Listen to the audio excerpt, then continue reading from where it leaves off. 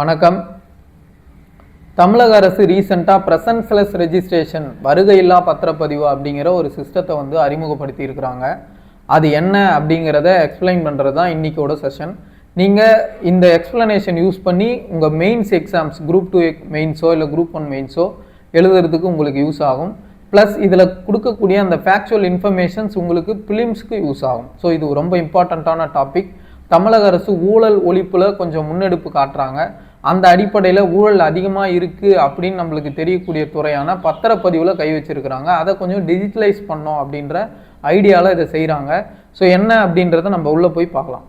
Okay, so பத்திரப்பதிவு முன்னாடி எப்படி நடந்துச்சு அப்படின்னா, ஃபிசிக்கலாக ஒரு பத்திரத்தில் நாங்கள் 2 பேர் இந்த நிலத்தை அவர் வாங்குறாரு, நான் விற்கிறேன் அப்படின்னு சொல்லி ஒரு பத்திரத்தில் பதிவு பண்ணி அதை கொண்டு போய் ரிஜிஸ்டர் ஆஃபீஸில் கொடுத்து ஸ்டாம்ப் டியூட்டி, ரிஜிஸ்ட்ரேஷன் ஃபீஸு எல்லாத்தையும் கட்டி சப் ரெஜிஸ்டர்கிட்ட டேபிளில் அந்த ஃபைல் போகும். டேபிளில் அவர் பார்த்துட்டு 2 பேரோட டாக்குமெண்ட்ஸ் பத்திரத்தையும் பார்ப்பார், அவங்களோட ஆதார் கார்டு டீட்டெயில்ஸ் வெரிஃபை பண்ணுவார், பையரோடது வெரிஃபை பண்ணுவார், செல்லரோடதும் வெரிஃபை பண்ணுவார். ஓகே, இது இந்த ரெஜிஸ்ட்ரேஷன் வேலிட் தான் அப்படின்னு அவருக்கு பட்டதுன்னா சைன் பண்ணி கொடுப்பாரு. இப்படி தான் ஃபிசிக்கலாக நடக்கும். இப்போ என்ன பண்ணுறாங்க அப்படின்னா, ஃபஸ்ட் டைம் பிளாட்ஸ், நீங்கள் நல்லா கவனிச்சுக்கோங்க, ஃபஸ்ட் டைம் பிளாட்ஸ் இப்போ தான் அது ஃபஸ்ட் டைம் சேலுக்கு வருது. அந்த பிளாட் நீங்கள் தான் அதோட ஃபஸ்ட்டு ஓனர் அப்படின்னா அந்த மாதிரி பிளாட்ஸுக்கு மட்டும்தான் இப்போ இந்த ஆன்லைன் ப்ரெசன்ஸ்லெஸ் ரெஜிஸ்ட்ரேஷன் கொண்டு வந்திருக்கிறாங்க. இப்போ ஒரு ரெக்கார்டு இருக்குது. ஃபார் எக்ஸாம்பிள், ஒரு நிலத்தை நீங்கள் வாங்குறீங்க, அது இதுக்கு முன்னாடி வேற ஒருத்தர் ஓனராக இருந்தார், அதுக்கடுத்து இப்போ இவர் ஓனராக இருக்கார், இப்போ நீங்கள் ஓனராக போகிறீங்க அப்படின்னா இதுக்கு ஹிஸ்ட்ரி ஆஃப் டிரான்சாக்ஷன் இருக்குது. அப்போ இந்த மாதிரி பிளாட்டுக்கு ப்ரெசன்ஸ்லெஸ் ரெஜிஸ்ட்ரேஷன் இன்னும் நடைமுறைப்படுத்தப்படவில்லை. எதுக்கெல்லாம் நடைமுறைப்படுத்தி இருக்கிறாங்கன்னா, ஃபஸ்ட் டைம் பிளாட் வாங்குறீங்க, ஃபஸ்ட் டைம் அப்பார்ட்மெண்ட் வாங்குறீங்க அப்படின்னா அதுக்கு மட்டும்தான் ப்ரெசன்ஸ்லெஸ் ரெஜிஸ்ட்ரேஷன் நடைமுறைக்கு வந்திருக்கு. ஓகேவா? ஸோ இப்போ நீங்கள் ப்ரெசன்ஸ்லெஸ் ரெஜிஸ்ட்ரேஷனில் பதிவு பண்ணணும்னு நினைக்கிறீங்க. என்ன பண்ணணும் அப்படின்னா, முதல்ல போயிட்டு டிஎன் ரெஜினெட் வெப்சைட்டுக்கு போகணும். டிஎன் ரெஜினெட் இதுதான் ரெஜிஸ்ட்ரேஷன் டிபார்ட்மெண்ட்டோட அஃபீஷியல் வெப்சைட். இந்த டிஎன் ரெஜினெட் வெப்சைட்டுக்கு போனீங்க அப்படின்னா உங்களோட தகவல்களை அதில் கொடுத்து பதிஞ்சிக்கணும். உங்களோட தகவல், உங்களோட நேமு, டீட்டெயில்ஸு இதெல்லாம் போய் ஃபஸ்ட்டு கொடுத்து ரெஜிஸ்ட்ரேஷன் பண்ணணும். ரெஜிஸ்ட்ரேஷன் பண்ணிட்டீங்கன்னா லாகின் ஐடி, பாஸ்வேர்டு இதெல்லாம் வந்துடும். இது உங்களோட போர்ட்டல்னு சொல்லி ரெஜிஸ்டர் பண்ணிடுவீங்க. அதில் போய் உங்களுக்குன்னு ஒரு போர்ட்டல் க்ரியேட் பண்ணிடுவீங்க. அதுக்கு அடுத்து ப்ராப்பர்ட்டி அண்ட் டாக்குமெண்ட்ஸை அப்லோட் பண்ணும். சேல்ஸ் டீடு இதெல்லாம் இருக்கும் பார்த்தீங்களா, உங்களோட ப்ராப்பர்ட்டி டாக்குமெண்ட்ஸு, இந்த மாதிரி இந்த நிலத்தை, இந்த பிளாட், இந்த அப்பார்ட்மெண்ட்டை பில்டர்கிட்டருந்து நான் வாங்குறேன் அப்படின்ற அந்த தகவல் அதில் இருக்கும். அதோட பட்டா நம்பரு, சர்வே நம்பரு இதெல்லாம் அந்த பத்திரத்தில் இருக்கும். அந்த டாக்குமெண்ட்ஸை நீங்கள் என்ட்ரு பண்ணுவீங்க. அது அப்லோட் பண்ண சொன்னோம். அந்த சேல் டீடை அப்லோடும் பண்ணுவீங்க. ஸோ இது செகண்ட் ஸ்டெப். ஃபஸ்ட் ரெஜிஸ்ட்ரேஷன் பண்ணுவீங்க, அப்புறம் உங்கள் டாக்குமெண்ட்ஸ் அப்லோட் பண்ணுவீங்க. அதுக்கு அடுத்து பார்த்தீங்கன்னா ஆதார் ஆத்தென்டிகேஷன் பண்ணணும். என்ன சார் ஆதார் ஆத்தென்டிகேஷன் அப்படின்னா, உங்களோட ஆதார் கார்டு டீட்டெயில்ஸை என்ட்ரு பண்ணி உங்கள் ஆதார் கார்டோட லிங்காக இருக்க மொபைலுக்கு ஓடிபி வரும். அந்த ஓடிபியை நீங்கள் அடிச்சிங்கன்னா உங்கள் ஆதார் ரிஜிஸ்டர் ஆகிடும், ஆத்தென்டிகேட் பண்ணிவிடுவாங்க.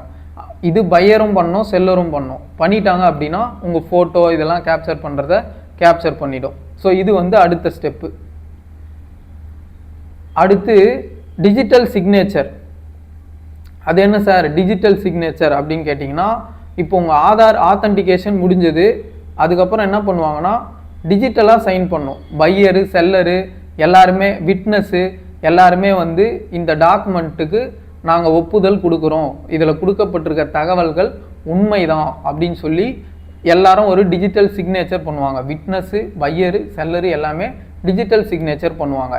அடுத்த ஸ்டெப்பு ஆன்லைன் பேமெண்ட் பண்ணுவாங்க. ஸ்டாம்ப் டியூட்டி, ரெஜிஸ்ட்ரேஷன் ஃபீஸு, மற்ற அப்ளிகபிள் சார்ஜஸ் என்னவோ அந்த சார்ஜஸை நீங்கள் ஆன்லைன்லேயே பே பண்ணிக்கலாம். நீங்கள் நேரில் போய் பே பண்ணணுன்னு அவசியம் கிடையாது, ஆன்லைன்லேயே பே பண்ணிக்கலாம். நீங்கள் ஆன்லைனில் பே பண்ண உடனே அது என்ன ஆகும் அப்படின்னா ரெஜிஸ்டருக்கு போயிடும், சப் ரெஜிஸ்டருக்கு போயிடும். 24 ஹவர்ஸ்க்குள்ளே சப் ரெஜிஸ்ட்ரு வெரிஃபிகேஷன் பண்ணியே ஆகணும். இது மேண்டேட்.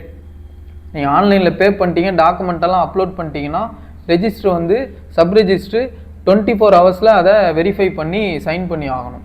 சப்போஸ் அவருக்கு நீங்கள் கொடுத்த டாக்குமெண்ட்ஸில் சாட்டிஸ்ஃபேக்ஷன் இல்லைன்னா அவர் அதை திருப்பி அனுப்புவார். இந்த டாக்குமெண்ட் அப்லோட் பண்ணுங்கன்னு சொல்லி கேட்பார். அதை நீங்கள் மறுபடியும் ரீஅப்லோட் பண்ணீங்க அப்படின்னா அதுக்கு தகுந்த நடவடிக்கையை அவர் எடுப்பார். அதுக்கடுத்து கடைசியாக வந்து சப் ரெஜிஸ்ட்ரி வெரிஃபை பண்ணிட்டார் அப்படின்னா ரெஜிஸ்டர் பண்ணிவிடுவார். உங்களோட டாக்குமெண்ட்டை ரெஜிஸ்டர் பண்ணிவிடுவார். ஸோ அதான் ரெஜிஸ்ட்ரேஷன் பை சப் ரெஜிஸ்ட்ரு, இந்த 7வது ஸ்டெப்பு. அதுக்கப்புறம் ரெஜிஸ்டர்டு டாக்குமெண்ட்டை டிஜிட்டல் சிக்னேச்சர் அவரோட சீலோட நீங்கள் போர்ட்டல்லேருந்து டவுன்லோட் பண்ணிக்கலாம். ஸோ சப் ரெஜிஸ்டர் பண்ணி கொடுத்தக்கப்புறம் அந்த போர்ட்டலில் நீங்கள் அந்த டாக்குமெண்ட்டை டவுன்லோட் பண்ணிக்கலாம். நீங்கள் நேரில் போக வேண்டிய அவசியமே கிடையாது. அந்த டாக்குமெண்ட் அவர் கேட்குறாரு பார்த்தீங்களா, ஏதோ மிஸ்டேக் இருக்குது திருப்பி அப்லோட் பண்ணுன்னு, அதை கூட ஆன்லைனில் பண்ணிக்கலாம். நீங்கள் அதை அப்ரூவல் அவர் பண்ணக்கப்புறம் இந்த டாக்குமெண்ட்டை நீங்கள் டிஜிட்டலாகவே டவுன்லோட் பண்ணிக்கலாம். சரி, இப்போ உங்களுக்கு வந்து ஒரு டவுட் வரும். இதில் கடைசியாக நீங்கள் தான் அந்த ப்ராப்பர்ட்டி ஓனர் ஆவீங்க. இதில் உங்களுக்கு ஒரு டவுட் வரும், சார் இப்போ நான் வந்து ஃபிசிக்கலாக போய் ஸ்டாம்ப் ஓட்டுறது, ஃபிசிக்கலாக கையில் எழுதுறது, இந்த விஷயத்தை வந்து ஃபோர்ஜி பண்ணுறதுன்றது கொஞ்சம் கஷ்டம். அதே மாதிரியே ஒரு டாக்குமெண்ட் உருவாக்குறதுன்றது ஒரு சிக்கல் இருக்குது. இப்போ டிஜிட்டலாக நான் பண்ணும்போது ஈஸியாக அதை ஃபோர்ஜி பண்ணிட முடியாதா? இப்போ டிஜிட்டலாக ஒரு டாக்குமெண்ட்டை க்ரியேட் பண்ணுறீங்க, ஃபேக்காக அந்த டாக்குமெண்ட்டை இன்னொருத்தன் அவனோடதுன்னு சொல்லி க்ரியேட் பண்ணி அவன் பேரில் அதை பதிஞ்சிக்க முடியாதா? அதை தடுக்கிறதுக்கு என்ன பண்ணியிருக்காங்க அப்படின்னு கேட்டிங்கன்னா, இங்கே தான் முக்கியமான விஷயம் ஒன்று பண்ணுறாங்க. உங்கள் அந்த ஃபைனல் ரெஜிஸ்டர் பண்ண டாக்குமெண்ட் இருக்குது பார்த்தீங்களா, அதோட ஒவ்வொரு பேஜ்லேயும் கியூஆர் ஸ்கேனர், கியூஆர் கோடு, அந்த புள்ளியாக இருக்கும் பாருங்கள், கருப்பாக கியூஆர் கோடு, அந்த இது வந்து உங்கள் ரெஜிஸ்ட்ரேஷன் டாக்குமெண்ட்டோட ஒவ்வொரு பேஜ்லேயும் இருக்கும். அந்த கியூஆரில் என்ன இருக்கும் அப்படின்னா, நீங்கள் ரெஜிஸ்டர் பண்ண டேட்டு, ஓனரு, டைமு, யார் அந்த பத்திரத்தை பதிவு பண்ணாங்களோ அந்த சப் ரெஜிஸ்டரோட பேர், டீட்டெயில்ஸ் எல்லாமே அந்த கியூஆரில் பதிவாயிருக்கும். ஸோ அப்போ இதை வந்து டூப்ளிகேட் பண்ண முடியாது. ஒவ்வொரு பேஜ்லேயும் அந்த கியூஆர் இருக்கிறதுனால இந்த டாக்குமெண்ட்டை டூப்ளிகேட் பண்ணுறது அப்படிங்கிறது வந்து கஷ்டம். ஸோ இப்படி தான் டூப்ளிகேஷனை தடுக்க போகிறாங்க. இதுதான் ரெஜிஸ்டர் பண்ணக்கூடிய முறை. ஃபஸ்ட்டு வந்து இந்த போர்ட்டல் டிஎன் ரெஜினெட் போர்ட்டல் போயிடுவீங்க, ரெஜிஸ்டர் பண்ணுவீங்க, டாக்குமெண்ட்ஸ் அப்லோட் பண்ணுவீங்க, ஆதார் கார்டு வெரிஃபிகேஷன் பண்ணுவீங்க, பேமெண்ட் பண்ணுவீங்க. பேமெண்ட் பண்ண அப்புறம் சப் ரெஜிஸ்டர் வந்து வெரிஃபை பண்ணுவார் 24 ஹவர்ஸ்க்குள்ளே. அவர் வெரிஃபை பண்ணக்கப்புறம் ஆன்லைன்லேயே 60 நாளுக்குள்ளே நீங்கள் இந்த டாக்குமெண்ட்டை டவுன்லோட் பண்ணி உங்களோட ஓனர்ஷிப்பாக அதை யூஸ் பண்ணிக்கலாம். ஸோ சிஸ்டத்தை வந்து ரொம்ப சிம்பிளிஃபை பண்ணியிருக்கிறாங்க. இது எப்படி நடைமுறைக்கு வருது அப்படிங்கிறத நம்ம பொறுத்திருந்து பார்ப்போம். இந்த மாதிரி நிறைய யூஸ்ஃபுல்லான கண்டென்ட்க்கு நம்மளோட சேனலை சப்ஸ்கிரைப் பண்ணிக்கோங்க. தேங்க்யூ.